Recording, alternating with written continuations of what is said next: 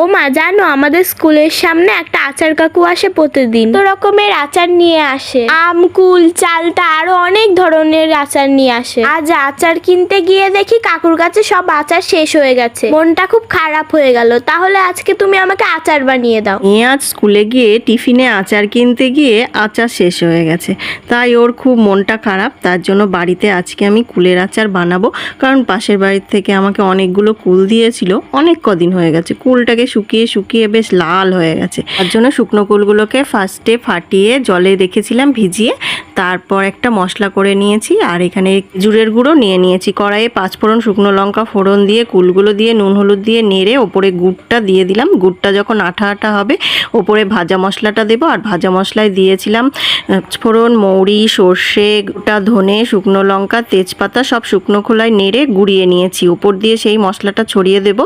একদম দোকানের মতো না